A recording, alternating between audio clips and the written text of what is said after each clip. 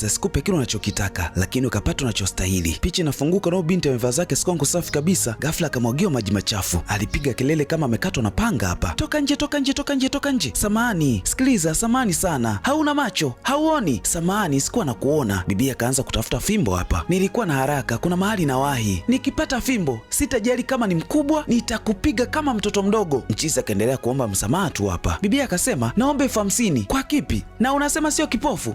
Hebu angalia ulichokifanya kwenye nguo zangu. Angalia. Mchizi akachukua kitita cha naira 50,000 kisha akampatia bibie. Sasa alipoziona tu, hata yeye hakuamini kabisa. Yaani kirahisi tu anapewa 50,000. Maana aliitamka tu ila anajua mchizi hawezi kutoa. Sio kwa sababu una pesa ndio endeshe unavyotaka. Hata sisi watembea kwa miguu tunastahili heshima barabarani, sawa? Hauwezi kuwafanyia watu unavyotaka kisa upo kwenye gari. Mchizi akaendelea kuomba msamaha hapa. Watu wanaovaa hivi asubuhi wana matatizo ya akili, sio mimi. Muone na nguo zake kama taa za barabarani. Filamu inaitwa Heaven Must Wait. Mimi naitwa Rio na hii ni Zero TV. Usiache kusubscribe, kucomment, kushare na kubonyeza alama kengele ili uwe sehemu ya familia hii kubwa. Sasa Dorcas ni mwalimu wa sekondari ambaye anajituma sana. Akiwa darasani lazima wanafunzi wake wamcheke tu. Watacheka nguo zake alizovaa, viatu, hadi wigi lake ise. Wanafunzi wake wanapenda kumtania kishenzi, yani kuna muda wanamrushia vitu, akigeuka tu hamuoni mtu. Nani kanipiga kwa wigi langu? Watu kimya. Msiponijibu nitawapiga wote humu ndani. Hivi nyie ni watu wa aina gani? Hii nguvu si mngeitumia kusoma kuliko kunisumbua mimi? Hivi si mnawajua walimu wa hesabu walivyo hasa kina madam. Mnauangalia umwandiko. Noma sana ise. Kwanza anaweza kuandika herufi isiishe, ikaishia njiani. Equation si mmeiona ilipoishia Huyo ndo mwalimu wa hesabu sasa. Ukikutana naye lazima utamjua tu. Huyu mchizi hapa anaitwa Nduka. Amekuja kumsalimia mamaka hapa kijijini. Basi mama alifurahi kishenzi kumwona mwanae na nini, vitu kaizo mtu wangu. Mwalimu Dorcas anafundisha masomo manne hapa shuleni, lakini mshahara wake uko pale pale, hauongezeki yani. Na kama haitoshi, hapa anamdai mkuu wa shule mshahara wa miezi 3 na bado ameongezewa kazi ya kupika ise. Noma sana hii. Mkuu wa shule akasema kama hawezi kupika basi aache kazi. Sasa ataenda wapi? Mshahara hajapewa miezi 3 na kama haitoshi ameongezewa kazi nyingine ise. Da, inaumiza sana hii. Huyu anaitwa Angel, ni mtoto wa Nduka. Ana hasira kinoma na baba yake kwa sababu alimletaga hapa kijijini kuishi na bibi yake na akamtelekeza kabisa. Kwa hiyo dogo hata salamu hampi baba yake. Anaitoa kwa dharau kishenzi unaambiwa. Hiki kitu akipendi kishenzi bibi yake. Akamtaka msalimie vizuri baba yake na nini, ndo akasalimia, lakini kishingo upande unaambiwa. Hakuwa na mambo mengi, akawa amesepa hapa. Nduka anaelewa kabisa Angel anamchukia, lakini mama akamtaka ale kwanza kisha atalimaliza ili baadaye. Sasa kutokana na kitita cha pesa alichopata leo, Dorcas akajipongeza kwa kupika chakula kizuri sana. Alikuwa na enjoy kishenzi unaambiwa. Akasema lazima abadilishe kiatu alichonacho, anunue kiatu kipya ili wanafunzi wasimcheke tena. Pale pale akaja mshikaji wake hivi. Huyu ni jirani yake. Huyu anapenda kula kishenzi yani. Hapa amekuja kuomba msosi kwa Dorcas na anaujua vizuri muda ambao Dorcas huwa anakula. Yani huwa anakuja kipindi ambacho Dorcas akianza kula tu, lakini Dorcas kwa sababu amepika chakula kizuri leo hakutaka kabisa kumpa ise, akawa amemnyima. Leo Nduka akamleta Angel shuleni, lakini dogo hana muda na mzee wake kabisa. Madam Dorcas akawaona, twende tukamwone mkuu wa shule, ofisi yake ile pale, nenda twende tukamwone wote. Wewe ni kipofu au kiziwi au bubu? Hauwezi kwenda mwenyewe tu? Wakati wanabishana hapa, Dorcas akaona Mungu wa Zakaria, akaenda kutuliza mzozo hapa. Angel, una akili kweli wewe? Kwa nini unaongea naye hivyo? Haya ya kuhusu teacher Dorcas. Nyamaza, hauoni ana umri kama baba yako huyu? Piga magoti chini. Kila siku tunawafundisha nidhamu hapa shuleni, kuanzia asubuhi hadi jioni. Dorcas alipogeuka tu akamjua Nduka. Huyu si ndo alimwagia maji jana? Angel alipomtazama miguuni teacher Dorcas akagundua leo madam amebadilisha viatu. Amevaa viatu vipya. Hatimaye umebadilisha viatu vyako madam. Hashukuriwe Mungu. Linafuata wigi lako sasa. Acha Nduka cheke. Kwa hiyo unanicheka? Kwa hakika hapana. Madam akaona hapa anamsaidia mtu asiyesaidika ise. Akamtaka Angel aendelee na juhudi zake. Support pale ambapo unahisi una amani. Siku hili ulivaa kama taa za barabarani. Leo umefanana na kinyonga kabisa. Dorcas akawa amesepa. Yaani ukiligusa wigi la Dorcas tu umemmaliza kabisa. Sasa Dorcas akaja kulalamika kwa mkuu wa shule. Akamtaka waambie wanafunzi wasiticheke wigi lake tena. Sielewi, unataka nifanyeje sasa? Si badili wigi lako. Bora umebadili viatu leo, badilisha na wigi lako uone kama watakucheka. Mkuu wa shule naye akaanza kulicheka wigi la Dorcas. Anajikaza lakini kicheko kinakuja tu. Alicheka kishenzi unaambiwa. Hata kama ni wewe, hujacheka kweli ili wigi? Sema tu ukweli. Yaani haunilipi mshahara wangu halafu nanipangia cha kuvaa? Nilipe mshahara wangu uone kama sitabadilisha wigi. Mkuu wa shule akiguswa kwenye mshahara tu anabadilika kabisa. Lakini akiliona wigi la Madam Dorcas tu anacheka kishenzi yani. Dorcas akawa amesepa hapa. Mwalimu akasema, yaani mtu kavaa wigi kama yale ya kuoshea vyombo. Kwa nini usichekwe? Akawa anacheka hapa tena. Sasa Angel hapendi kinoma kusoma. Leo bibi yake akampa adhabu kwa sababu hajitumi kabisa. Pale pale Nduka akarudi, akaambiwa mtoto wake hapendi shule. Bibi anataka asome ili afaulu mitihani yake, lakini Angel hataki kabisa kusikia hilo. Na hapa amerudia darasa mara kibao tu, ndio maana bibi ana hasira naye. Nduka akauliza, shida nini? Wewe ndo tatizo. Haukuwepo na unajifanya unajali. Ulikuwa wapi wakati namhitaji baba? Uliniacha na kuja kunitupa niishi miaka yote huku na bibi. Ondoka, sikutaki hapa. Sielewi kwa nini umerudi. Sikupendi na sitakuja kukupenda. Nduka akasema ampendi pia. Angel, siwezi kumpenda msichana ambaye amechagua ujeuri kuliko masomo, hata kama alizaliwa na akili. Unataka kuharibu maisha yako kwa sababu yangu? Haya, sawa, hayo ni maisha yako. Endelea kufeli. Uangalie wenzako wanafanikiwa kuliko wewe. Wewe utabaki kwenye hiki kijiji maisha yako yote. Nilifanya makosa kuendekeza kazi kuliko wewe, na unaona ninavyojutia hapa. Ndio kitakachotokea kwako wewe. Ukifanya makosa hapa utajutia maisha yako yote. Nimesimama mbele yako kama mfano ulio hai, mfano wa mwanaume aliyefanya makosa. Usiwe kama mimi. Weka hasira zako pembeni. Elewa na kesho yako nzuri tu, kesho ambayo itakufanya kuwa mtu mkubwa. Ukichagua kufeli kwa sababu yangu ni juu yako. Nilikuleta kwenye hii dunia, lakini mafanikio yako hayapo kwenye mikono yangu, yapo kwenye mikono yako wewe. Najua tunaweza tusiwe sawa, lakini bado ni baba yako tu. Inaumiza sana kusikia unafeli darasani eti kwa sababu umechagua chuki mbele ya upendo. Umechagua hasira mbele ya msamaha. Sikupendi pia wewe. Angel akatoka kwa hasira hapa. Sasa maneno ya mzee yalimwingia kisawasa wa Angel, ikabidi aache ukorofi wake wote aanze kusoma sasa. Hadi Madam Dorcas akashangaa, leo Angel anasoma badala ya kuwa anacheza, maana muda huu wote huwa anacheza tu, hasomagi darasani. Angel akasema amechoka kurudia darasa. Dorcas bado haelewi imekuwaje hii. Angel akasema anataka kuwa daktari baadaye, kwa hiyo akiendelea kurudia darasa anaweza asifanikiwe ndoto zake. Mwalimu Dorcas akasema ili uwe daktari mzuri unachopaswa kufanya ni kusoma masomo ya ziada. Akajipigia pande hapa na nini. Ukiangalia tu hii shule, mimi ndio mwalimu bora kabisa, na wafundisha masomo manne kwa wakati mmoja. Nadhani ni rahisi Unapaswa kuwa na akili. Kwa hiyo nenda kamwambia babako kuwa kuna mwalimu anaweza kukufundisha masomo ya ziada. Naweza kukusaidia kuwa daktari. Naweza kukusaidia. Sasa Dorcas akaanza kuiwazia pesa ya tuition kabisa. Akasema lazima badili wigi, lakini pia ataenda kubadili maisha yake kupitia tuition ya Angel. Noma sana ise. Mzee wa mda wa msosi akawa amefika eneo la tukio. Anajua vizuri muda ambao Dorcas huwa anakula. Sasa leo amekuja na kijiko kabisa, maana alihisi harufu ya ubwabwa na nini, kwa hiyo akawa amejipanga kwa silaha zake zote. Asije akaambiwa kuwa kuna nini wala nini. Ifi alikuwa nakisifia kishenzi chakula alichokipika Dorcas. Noma sana hii. Huku nyumbani Angel akamuita baba pamoja na bibi yake kuweka kikao. Akamwambia kuwa ameamua kusoma rasmi, hataki kuja kujutia baadaye na anahitaji kusoma masomo ya ziada. Duka kaungana naye hapa. Akasema huyo mwalimu naye sasa. Ndiyo, namtaka mwalimu Dorcas. Ndo nani huyo? Anayevaa wigi kama mzee. Duka kashangaa kishenzi yani. Mwisho akawa amekubali tu. Duka akaja nyumbani kwa Dorcas kuzungumzia malipo. Alipoulizia pesa, ilichukua muda mrefu sana kwa Dorcas kutaja kiwango. Dorcas akasema yeye ni mwalimu expensive sana kuliko wote, yani yeye ni wa gharama mno. Akataja kiwango cha shilingi 20,000 tu atakuwa analipo kwa mwezi. Akasema hiyo sio ya muhula mzima, ni ya mwezi mmoja tu.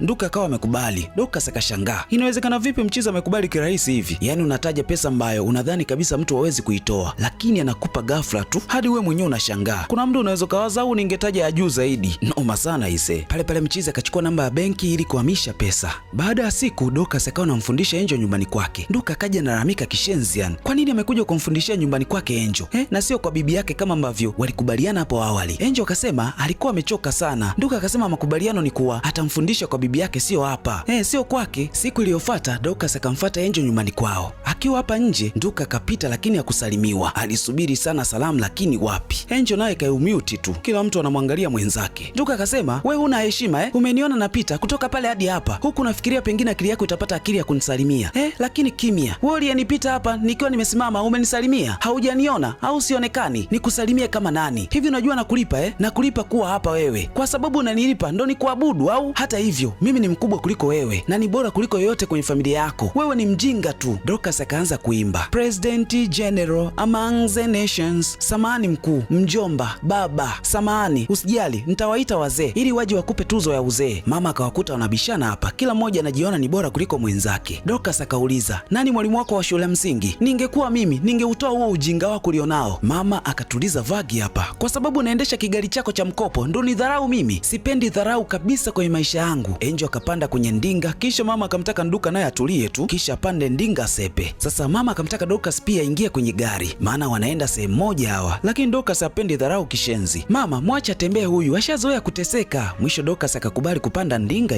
ise. Sasa siti aliyokaa Dorcas huwa anakaa watu wazito kidogo. Nduka kalalamika kishenzi yani. Anahisi Dorcas akikaa pale ataonekana yeye kama dereva wake. Noma sana hii. Sasa mwalimu Dorcas huwa na tatizo la usingizi kila akiwa anamfundisha Angel. Akasema ni kwa sababu ya dawa anazotumia tu zinampa usingizi sana. Angel akamwambia kama vipi aenda kapumzike tu, lakini Dorcas hakutaka kwa sababu anaweza kufukuzwa kazi. Maana Nduka anatafuta nafasi moja tu ya kumfukuza kazi Dorcas. Lakini Angel akasisitiza kuwa hatafukuzwa kazi, aenda akapumzike tu. Mwalimu Dorcas anawapenda kishenzi wanafunzi wake. Akiwa anafundisha leo akawa ameuliza swali, akampendekeza Samuel ajibu na nini, lakini mchizi alikuwa hajui.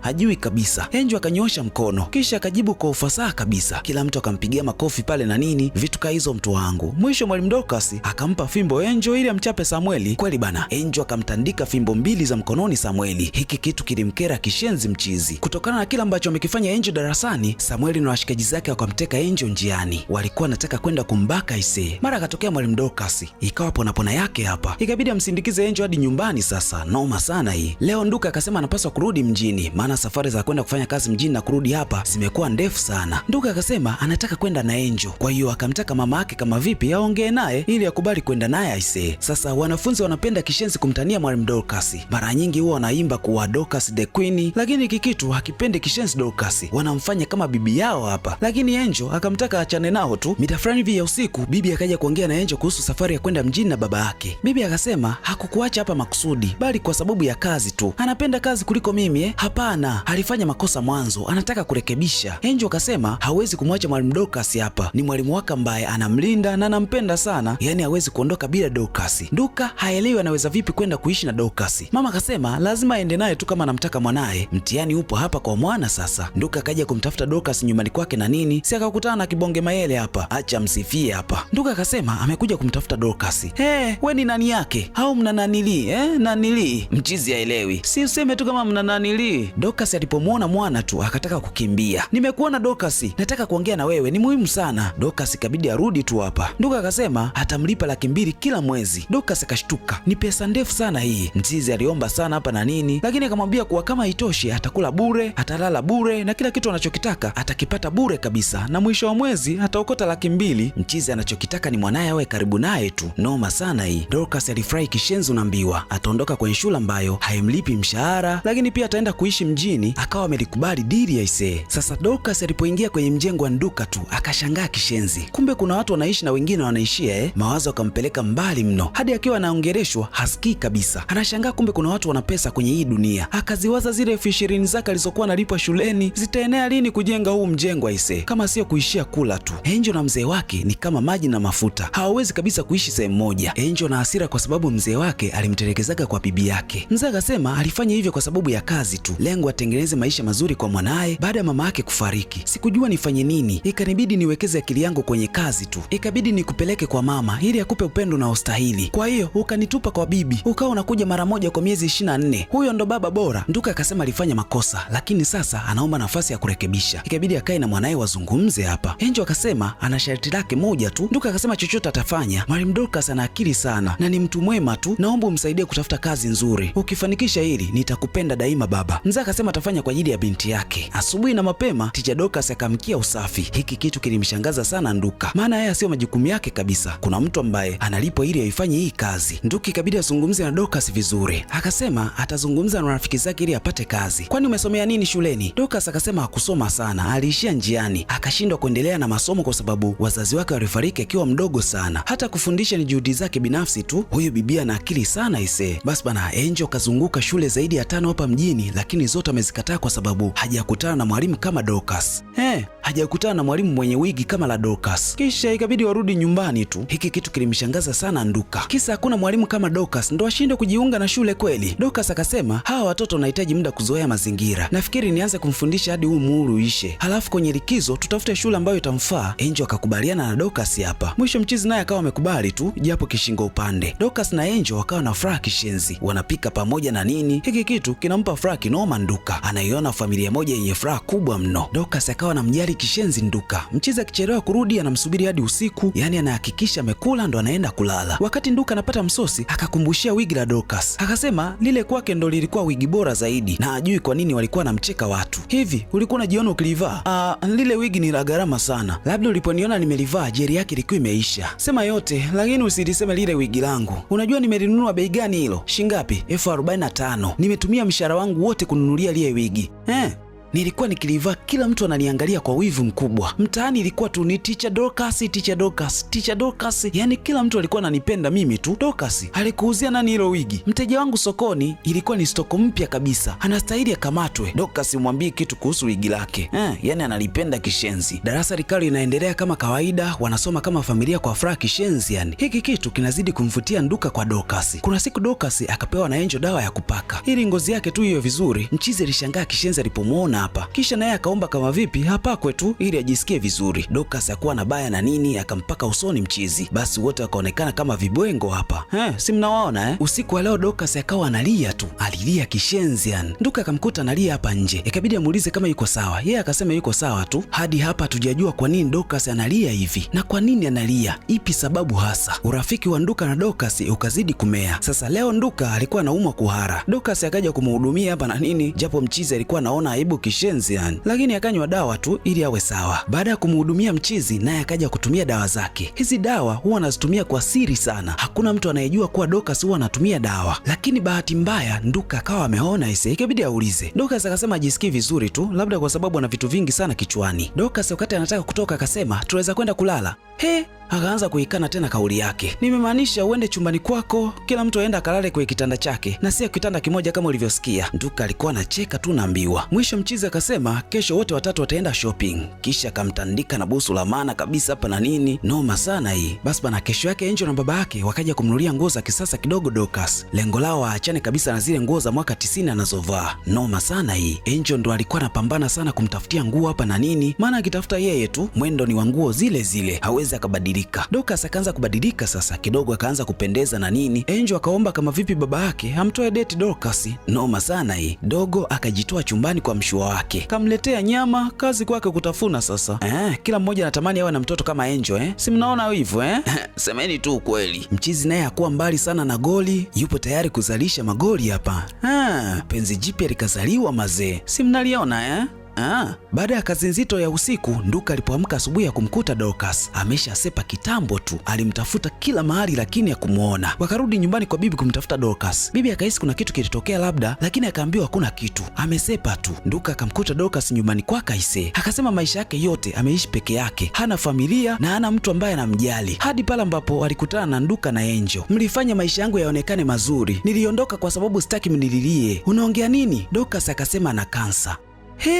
Ndiyo maana niliondoka, nakufa Nduka, nakufa. Kansa inazidi kutafuna mapafu yangu kila siku. Niliondoka kwa sababu sikutaka muumie kwa ajili yangu. Nduka amini kabisa kama bibi ana kansa kweli. Akahitaji ampeleke hospitali ya kisasa ili akapimwe zaidi. Nduka alilalamika kishenzi yani, amempata mwanamke anayempenda halafu anaambiwa na kansa tena. Ina maana naye atamwacha hivi hivi. Akajitolea kulipa gharama zote za matibabu. Mchizi anampenda kinoma Dorcas. Kweli bana, Dorcas akaja kufanyiwa vipimo kwa mara ya pili hapa na nini, lakini majibu yatatoka baada ya siku kadhaa mbele. Lakini daktari akamletea Nduka taarifa za awali kuwa mapafu ya bibie yameliwa sana na kansa na hakuna uwezekano wa kumwokoa Hizi taarifa hadi Dorcas zilimuumiza sana. Akamtaka Nduka aondoke tu arudi nyumbani kwake, lakini mchizi hakutaka kabisa, akataka baki na Dorcas tu hapa. Yaani Dorcas akiambiwa atakuwa sawa, anawaka kishenzi yani. Hataki kabisa kuuziwa ndoto mbele ya uhalisia. Anachokijua ni kuwa anaelekea kufa muda sio mrefu. Nduka akaondoka eneo la tukio, ana maumivu kinoma moyoni. Basi Dorcas alidia kishenzi, huku Nduka kila akikumbuka mazuri ya Dorcas, safari inakuwa nzito kwake. Washikaji wanapendana kishenzi yani. Mateso aliyopo moyoni kwa Nduka ni makubwa mno kuhusu Dorcas. Akaona isiwe kesi, akageuza ndinga, kisha karudi nyumbani kwa Dorcas, ni bora aende akaishi naye tu. Sasa Nduka ameamua kukaa na Dorcas, hawezi kumwacha peke yake Akasema maisha yake yote ameomba na kutumaini kuwa atampata mtu atakayempenda kama Dorcas. Sijawahi kuwa na bahati ya mapenzi hadi nilipokupata wewe. Umenifanya nijihisi nipo hai. Kwa sababu hiyo siendi tena popote pale, nitaishi na wewe mwenyewe hapa. Nduka akasema licha daktari kusema na mwezi mmoja tu wa kuishi, lakini amechagua kuishi naye maisha yake yote. Angel akawa ni mtu wa kulia tu. Baada ya kusikia taarifa za ugonjwa wa Dorcas, akasema anajisikia vibaya, maana alikuwa anamcheka sana, analicheka wigi lake, nguo na viatu vyake anavyovaa. Hakujua kama alikuwa anahitaji pesa matibabu aise. Angel anajiona ni mtu mwenye hatia sana baada ya kufanya yote hayo ambayo alimfanyia mwalimu Dorcas. Usijilaumu, haukujua kama anaumwa. Bibi, sihitaji kujua hali yake, bali inatakiwa kuwa mwema kwa kila mtu. Bibi akasema umeshajifunza, utakuwa mtu mzuri baadaye. Umejifunza kutokuwasema watu bila kujua wanapitia nini. Umejifunza kuwapa watu upendo, huo ndo ukubwa sasa. Angel akauliza, kwa nini mambo mabaya yanawakuta watu wazuri? Bibi akasema hayo ndo maisha, yanakupa yanachokitaka. Nduka hataki tena kufanya kosa alilolifanya mwanzo la kuendekeza kazi kuliko mwanaye, na anataka kuishi nyakati nzuri na kipenzi cha moyo wake aise. Nduka akawa anamsaidia kufua Dorcas bila kujali maneno ya watu. Huo ndo upendo wa kweli sasa. Kibonge Mayele mwenyewe alishangaa, si mnamwona lakini mwisho wa siku akapigwa na aibu. Mchizi akawa anahakikisha bibi anapata chakula na nini, yani kwenye kujali Nduka anapita kwenye engo zangu kabisa. Mambo yangu kabisa haya. Hali ya Dorcas kila siku ikawa inabadilika, akawa anachoka kila mara, lakini Nduka hakuacha kumpa tagi aise. Noma sana hii. Nikwambie tu kwamba upendo wa kweli haupimi kwa mizani, bali unapimwa kwa matendo. Nduka anampenda sana Dorcas. Basi bana, Nduka akawa anatafuta mtandaoni jinsi ya kumfanya mgonjwa wa kansa aishi maisha marefu. Mchizi akamwomba Mungu ampe Dorcas muda zaidi wa kuishi. Hii ndo maana ya heaven must wait. Mchizi leo akamletea maua hapa. Basi Dorcas alifurahi kishenzi, maana hajawahi kupewa maua maisha yake yote. Alishukuru kishenzi walau kapata maua kabla hajafa. Nduka akamwahidi atakuwa anamletea maua kila siku kuanzia leo hii. Angel akaja kumwomba msamaha Dorcas kwa kila kitu ambacho alimfanyia hapo awali. Dorcas akasema haina shida, wewe ni msichana bora zaidi ambaye nishawahi kumuona. Licha ya ugonjwa wake, lakini hakuacha kumfundisha Angel. Lakini kuna muda hali yake inakuwa mbaya zaidi, analazimika kupumzika ise. Sasa mkuu wa shule alipopata taarifa za ugonjwa wa Dorcas, aliumia kishenzi unaambiwa. Dorcas alikuwa anakuja kwa tabasamu kila siku shuleni, anawafundisha wanafunzi kama watoto wake. Alikuwa anafanya kazi hata bila mshahara, bado walikuwa anamcheka, kumbe alikuwa anaumwa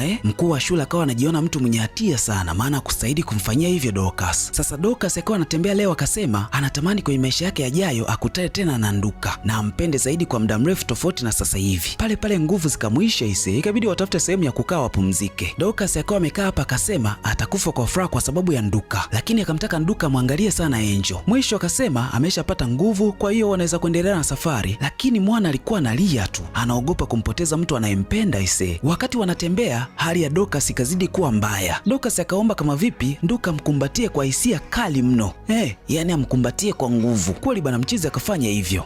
Pale ua likadondoka ise. Dorcas akapoteza maisha huko amekumbatiwa na mtu anayempenda. Na huo ndo kawa mwisho wa Dorcas ise. Nduka alipiga kelele kishenzi unaambiwa, alilia kama mtoto mdogo vile. Mapenzi yanaumiza sana ise, usiombe kufiwa na mtu unayempenda, inauma vibaya mno. Kibonge Mayele naye alilia kishenzi unaambiwa, ataenda kudoea chakula kwa nani tena? Atampata wapi mtu atakayempa chakula kama Dorcas? Alikuwa analia kwa hisia kali mno. Shuleni pia wakaomboleza kifo cha aliyekuwa mwalimu wao, alikuwa kipenzi cha wanafunzi na kila mtu. Nduka akasema anafuraha kwa sababu maisha alimpa nafasi ya kuona uzuri wake. Dorcas Bitare, nitakupenda milele na sitakuja kukusahau hadi tutakapokutana tena, kipenzi cha moyo wangu. Angel akasema anammiss sana mwalimu wake hadi watakapoonana tena, nakupenda sana. Ilikuwa simanzi na kilio sana ise. Na huo ndo kama mwisho wa tambala hili mtu wangu, linaitwa Heaven Must Wait. Mimi naitwa Rio na hii ni Zurio TV. Usiache kusubscribe, kucomment, kushare na kubonyeza alama kengele ili uwe sehemu ya familia hii kubwa. Hadi wakati mwingine, bye.